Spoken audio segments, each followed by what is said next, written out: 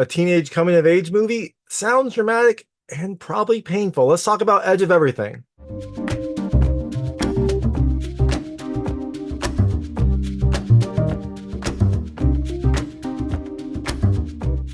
Hey everyone, it's David Stark from Watcher Pass, and I'm here to talk to you about Edge of Everything, which is coming to digital and on demand on June 7th, 2024. It is a new teenage coming of age story that has plenty of heart, plenty of drama, and a little bit of painfulness. It's going to make you laugh, cry, get very angry, but overall, I definitely think you should watch it. I was kind of between a watch now and a watch later, but on balance, I like this film. I thought it was a nice portrayal of, teenage life, what I imagine teenage life is, and also I just thought it was an emotional film about growing up and growing up too fast. It definitely kind of like puts you in Abby's shoes and lets you feel all sorts of different emotions as she goes through this journey of discovery. So I definitely think you should check it out when it comes to digital and on demand on June 7th, 2024. And I'm going to go into a little more about the film, a few things I liked, a few things I didn't like, and then really quickly go into the ending. So as you can imagine, there'll be spoilers in the ending section. If you don't know what happened to this movie, and you might not, there are some surprises along the way. I would turn it off when I get to the endings. Before that, though, I'll keep it vague. I'll keep it spoiler free. I'll let you know when I get to the spoilers. So Edge of Everything is a story of Abby, who is 14 turning 15. She already has plenty of, teenage emotions, hormones going through her. You add into that a family tragedy that recently occurred. Her mother just passed away, and that caused a recipe for some teen angst. Abby is trying to kind of grow up too quickly. She's trying to like be more mature, deal with these emotions that she's feeling, but not trying to like really deal with them. She's trying to suppress them, but also doesn't really know what to do. So this leads Abby on a journey of kind of self-discovery and a little bit of self-destruction as she tries to like grow up too quickly and try to grow into a new person. So things I liked about this movie. The first, I love the drama. It's a, coming of age movie. There's a lot of drama. There's a lot of drama between Abby and her friends. There's a lot of drama between Abby and her father. There's a lot of drama between Abby and her father. It definitely has a lot of heartfelt moments and a lot of emotion that you see throughout. The second thing I really loved, I love the cast. The cast is really good. You've got Sarah McCormick as Abby. You've got a good kind of like core group of friends who are all very different characters who like represent Abby's like younger life, and then some new friends Abby makes along the way that are kind of on her other life, the life that she is kind of hoping for. And they are all very different. They're all kind of like unique individuals that really come together to make a really fun and interesting experience. The third thing I love the duality. Like I'll call it the duality. It's like basically Abby is straddling between being like a kid and an adult, and you get that throughout. There's some scenes where she'll like be too cool for school. She'll be like, over this. And then there'll be a little bit later scene where she kind of lets that guard down and is a kid again and is laughing and joking with her friends. And then even within the same scene, she'll like realize what she's doing and like turn it off. And I loved seeing that. I loved kind of like the way that she was trying to like bridge these two worlds that she's hoping to be in and trying to like maybe try to be more adult, but a bit sometimes slipping up and going back into a kid. It was a great little touch to help you see the turmoil that Abby's going through. And the fourth thing I love, I'll call it the slow burn, the drip feed. You don't get a ton of information about Abby's past from the start. Like you know that her mother died. You kind of get that from the clues. They don't ever really like say it specifically, but you kind of understand that. And that kind of happens throughout the film. You kind of like get little bits of information here and there. They don't really ever go into like a full recitation of Abby's history or like her friends, but you get little bits of information throughout. And I love when movies do that. That's my favorite kind of movie where you don't like get like a full recap at the start of the film. You kind of learn along the way, and as the character progresses and as the character's journey happens, you kind of learn little bits and pieces here and there. And this film definitely has that. And the last thing I loved the ending. I thought it was a nice ending. I thought it was a good kind of like wrapping up of all of these things, kind of a good way to like close out Abby's character. I'm not going to go into it here. I'll go into it in the ending section, but I did enjoy the way this film ended. So all that being said, things I didn't love as much, I'll call it the main character. I guess it's kind of the point though. Abby's character is frustrating at times, but that could be because I am a little bit removed from being a teenager. It could be because her character is intentionally frustrating because she's trying to deal with all these emotions. But uh, there were some choices she made that frustrated me, but that is kind of the point. That's the point of this movie. It's her kind of exploring things and making some bad decisions as she's trying to like grow up. So I put that in the things I didn't like. It's kind of like a half thing I didn't like. So all that being said, Edge of Everything is coming to digital on demand on June 7th, 2024. Like I said, I think you should watch it. So definitely check it out. And if you do see it, let me know what you thought. Let me know what you liked and didn't like. I would love to hear it. And I'm going to go into the ending right now. So if you don't know what happens to this movie, I would turn it off now because there will be spoilers. So like I said, Edge of Everything starts with Abby's mom's death. You don't see that death. It starts at the funeral for her mom. And so you see how she is kind of like already emotionally shut down, like trying to hide her emotions while everyone else is kind of sad. And she is very upset with her father. Now, her father was not really involved in her life much. I think she spent the most of her time with her mom. I think she spent like either weekends with her dad or maybe every other weekend with her dad. And so she doesn't really have a great relationship with him. Now, you don't ever get a full story, but you find out throughout the movie that maybe the reason that this happened was that he thought her mom was better with her, and also it seems like her dad was maybe working a ton to help support Abby's mom and Abby as they were growing up. So it seems like that might have caused some of the reason why she didn't get a good relationship with him. She said she hadn't really seen him in 10 years. So I think that's probably the reason they separated.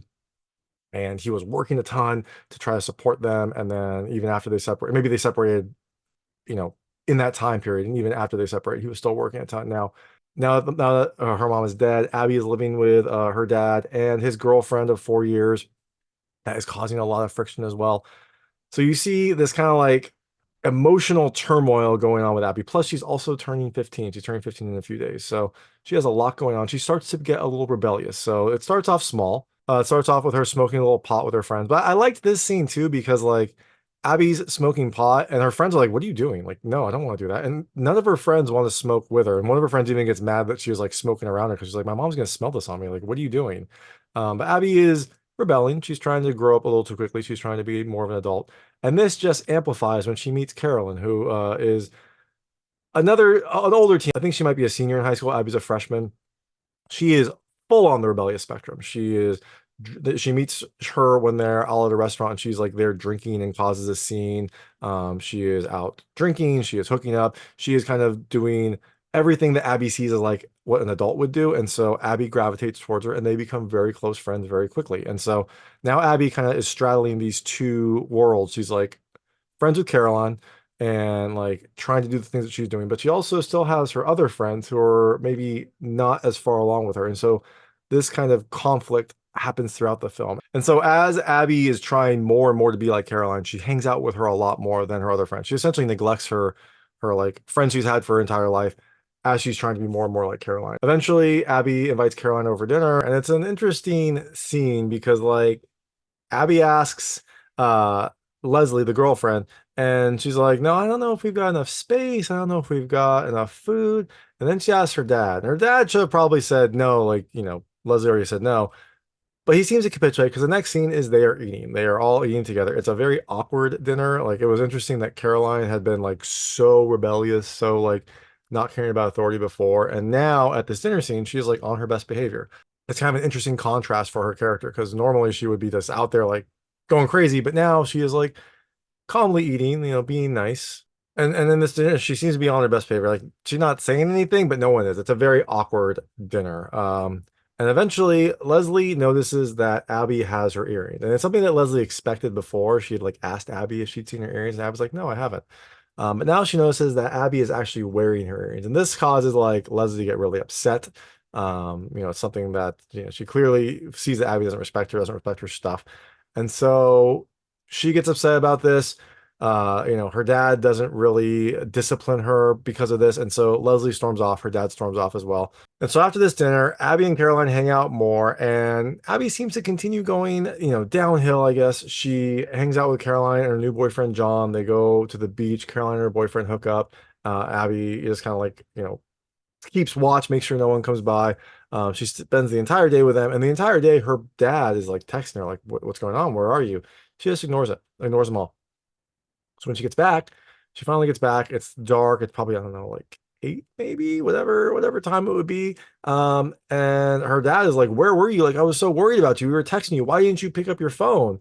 And I was like, "Oh, my phone died." And he's like, "It clearly didn't. Like, you were getting calls. Like, what is going on with you?" Abby just ignores him. It was sweet because her dad wanted to do something like small for her birthday beforehand, so they like had a little party planned, and Abby just ignored the entire thing. And so after she gets in the shower, after she comes back to her room, her dad had like left her like a piece of pizza on a plate with a birthday balloon. And Abby just like picks it up and like goes in her room and like doesn't say anything. You can tell that her dad is trying and Abby just couldn't care less.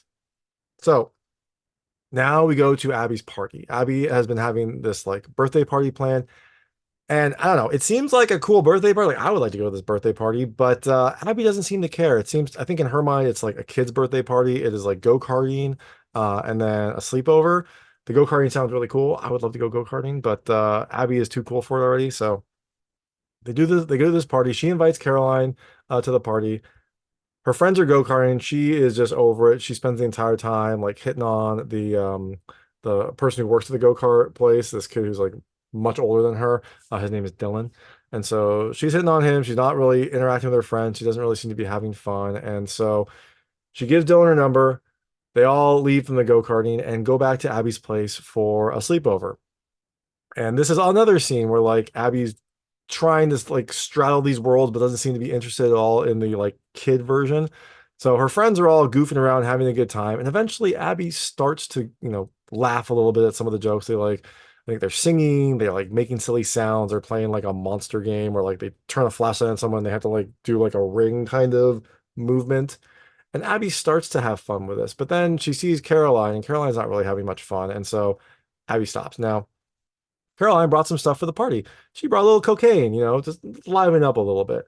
Abby and Caroline do some cocaine. The rest of her friends don't. And this is interesting as well because Caroline is doing this, I think, because she really likes Abby, likes her as a friend. And so when she's getting the cocaine ready, she makes a point to tell Abby, like, you don't have to do this if you don't want to. I think she is maybe trying to look out for her, realizing, that Abby is her friend and she wants to take care of her, but she wants her to have a good time. And Abby's like, no, of course I want to. And this is Abby like pushing the boundaries, trying to like rebel. And so they do cocaine. No one else does. They drink. One of the girls brought some alcohol from her parents' liquor cabinet. It's like a little water bottle full of alcohol. And Abby is just really mean to her friends in this moment because like she gets the ball. She's like, "This all you brought?" It's like, "Yeah, I thought it would be enough." And then like Abby and Caroline proceed to basically like split the alcohol. So again, her friend did something like stole from her parents to have fun at the party, and Abby doesn't appreciate it all. Now, Abby has been texting Dylan the entire time, and Dylan tells her about a party that he's having in the city. And so Abby decides that she wants to go to the party, and all of her friends go too, which I thought was interesting. I thought her friends would have stayed at the room. But it would have been very interesting if that happened. So Abby and her friends all go to the city for this party. So Abby and her friends eventually make it to the party. On the way, they do a little bit more cocaine. And this time, the other friends participate. The only one that doesn't is Sarah. Sarah's kind of the goody two shoes of the group. And so everyone else does some cocaine. They eventually make it to the party. It is definitely a different vibe than their sleepover party. This is a kind of like more grown-up party. And you can tell instantly that they are not ready for this kind of party. I mean, it's not like crazy, but it's, older people drinking, having a good time. And so they get there. It definitely feels like an off vibe for them. But Abby starts talking to Dylan, and the other girls all go to the back to start having fun too. Dylan seems kind of nice. He seems okay. And so Abby's there talking, and it seems to be going well until this person, Maria, shows up. Maria shows up, and seems like her and Dylan have a thing. And so Dylan instantly stops like talking to Abby and starts talking to Maria. They go out of the back, and Abby seems upset about this. And before the party, there was another interesting scene where like Caroline gives Abby a condom and is like, just so you're ready. And so again, it feels like Caroline does think of Abby as a good friend. She does seem to like, even though she's pushing her to do bad, things that would be like bad or rebellious, it feels like she is also looking out for her at times. Like, again, she makes it a point of when they're doing cocaine to be like, you don't have to do this, Abby. And she, gets a condom for her just to like make sure she's safe. So there are these instances where Caroline does seem to be a good friend, or even though she is like being a gateway for Abby to do things that she's probably not ready for. Now, eventually, Caroline comes up to Abby and sees that she's upset and looks over at Dylan, and Dylan's talking to Maria. And so Caroline, trying to be the good friend, goes and like attacks Maria. She like I think pulls her hair, throws her on the ground, says, calls her the B word, tell her to stop talking to Dylan. And I think she might hit her a little bit, not a ton. They break this up. Caroline runs out. Abby runs out too because she's super embarrassed. And a couple of the other girls see the scene and run out also. And when they get outside, Abby gets mad at Caroline. Caroline's what? Like, he made you mad, so I fixed it for you. And she's like, why would you think that's right? Like, I'm so embarrassed. I can't go back there. Like, why can't you just be normal for one night? Caroline seems upset about this. She's like, you're my best friend. And Abby's just like, oh, like just angry. So she goes back to say goodbye to Dylan to like say they have to leave. And Dylan seems not fazed by this, seems not fazed that Abby's friend just like beat up the person that he was interested in. He's like, That was crazy, right? And then he like starts talking to Abby. He's like, "Oh, my friend Liam thinks that your friend is cute." And so he's not phased. Abby gets like, flushed by this because he's talking to her again. Um, Liam goes to find Caroline and talk to her, and Abby and Dylan go into his house. And when they get in there, they start hooking up, and Dylan starts to go pretty fast. And Abby does not seem comfortable with this. Seemed like she was interested in maybe like hooking up a little bit, but when Dylan starts going faster, she seems uncomfortable and tries to stop. Now, luckily for Abby, the cops pull up right around there. And Dylan's upset about this because his party's gonna get broken up. But Abby is very, very scared because she is 15. She's drinking, she's doing drugs. This would not be a good thing for her. She would get in a lot of trouble. And so she's like, we have to leave right now. And they're like, oh, come on, let's keep going. She's like, no, we have to leave right now. So they leave. They bounce out the back, which is weird because I think this is Dylan's house, and so it's odd that the police would show up and he wouldn't be there. But they go. Dylan gets a text from one of his friends that one of his friends, Zach, had picked up the other girls and was taking them back, and so they all make it back to Abby's place. Now, when they get there, I think Abby expects the girls to be there and the guys to be gone, but no, it is all one big party. The guys are still there. The girls are still there. They're all in like Abby's room, and Abby's room has like a side entrance, like it has like a direct entrance. So they could have all gone in there without having to go through the main house. So they're in there, the party's going, and Abby gets upset with this. Abby, yells at Caroline essentially saying like, why can't we just hang out and have fun? You don't care about anyone but just getting messed up. I think she's upset that she brought all the guys back here, and now this has turned into like a different party in her room. Now during this, one of the friends, Hannah, gets sick, and Abby at this point is finally being nice to friends. I think she maybe appreciates, that they all went out with her. I think maybe the experience of like realizing she's not ready for some of this adult stuff maybe kind of push her to appreciate them more. I'm not sure why, but she finally starts being nice to her friends. And like Hannah throws up, I think, on her bed, and she's like really embarrassed. And Abby's like, no, it's okay, it's okay. She like helps her into the bathroom. And she's while she's helping Hannah, Caroline comes over and's like, I'm your best friend, right? Like, because you're my best friend. And Abby's like, what? Like, and she's like, I'm your best friend, right? Because you're my best friend. And Abby's like, I barely know you. I mean, at this point, she'd known her for like 2 weeks. So Caroline gets upset about this. She runs off crying. Abby continues to take care of her friends. And then you hear a crash. Abby runs back into the room, and the goldfish bowl that had her goldfish had fallen over and broken. One of the guys had like thrown a ball at it, broke the goldfish bowl. The fish was on the ground, like flopping. Abby's like, quick, quick, get some water, get some water. They get some water. She puts the goldfish in there. It probably wouldn't have helped because unless you treat that water, it's going to have chlorine in it. The goldfish will probably die. So the goldfish doesn't make it. The goldfish is dead. And this is kind of like is too much for Abby. Like this goldfish, I think, was a relic from her time with her mother. It was from her mother's house. The film started with her like bringing this goldfish into her dad's house, into like her room in her dad's house. And so I think this was something that connected her to her mother throughout the film. And so when this happened, I think it was just too much for her.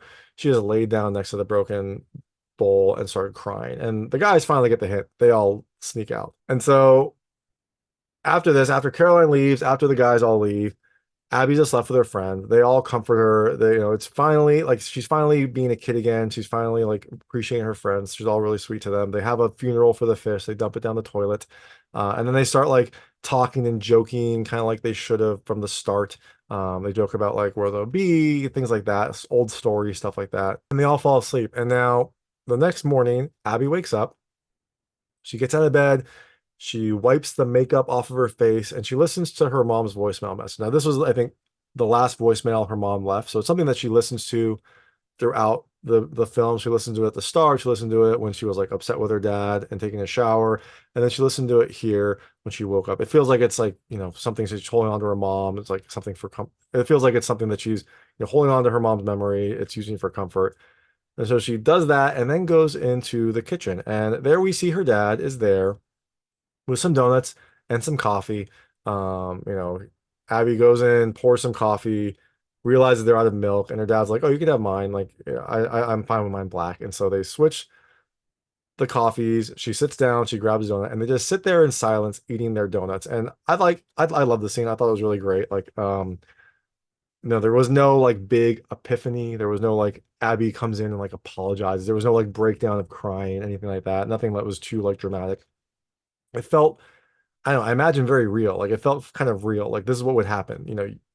her dad doesn't want to bring up that Abby brought a bunch of people to the house last night and, had a party in her room and broke some stuff. Abby doesn't want to bring up anything that she did to her dad. And so they just kind of like don't talk about it, but they just kind of sit there in silence. But Abby does seem to be sweeter. She seems to be more appreciative when she wakes up. She doesn't say anything mean to her dad. Her dad doesn't say anything mean to her. She just pours her coffee, gets a donut. They sit down, they eat. And it seems like Abby's now back to normal. It seems like everything is fine now. It seems like Abby had her experiences, realized that maybe she was trying to go a little bit too fast, and realized that maybe she was trying to be a little bit too rebellious and kind of pulled back into a more manageable 15-year-old rebellion, staying up late with her friends, that kind of stuff. And not the kind of like level that she was trying to go to before. And it seems like her and her dad are now at like an uneasy, or it seems like her and her dad are at like a truce essentially. They're not going to bring it up, not going to bring up anything. They're just sitting there quietly eating their donuts and just kind of like enjoying each other's company. So I did like the scene. I thought it was like a nice kind of way to conclude this, and it shows that Abby has kind of like come full circle. That she feels more appreciative of her dad in this moment. She feels like more understanding, and so it feels like she has now come full circle, and maybe things will get better, but who knows? She's now 15. Maybe it'll all go downhill, but that is Edge of Everything. Like I said, I liked it. I think you should watch it. Definitely check it out when it comes to streaming and digital on June 7th, 2024. And if you do check it out, let me know what you think. Let me know what you liked and didn't like. I would love to hear it. And thanks so much for watching. If you like this review, please like and subscribe to this channel. It helps me out a lot. Make sure all my new content goes straight to you. Thank you.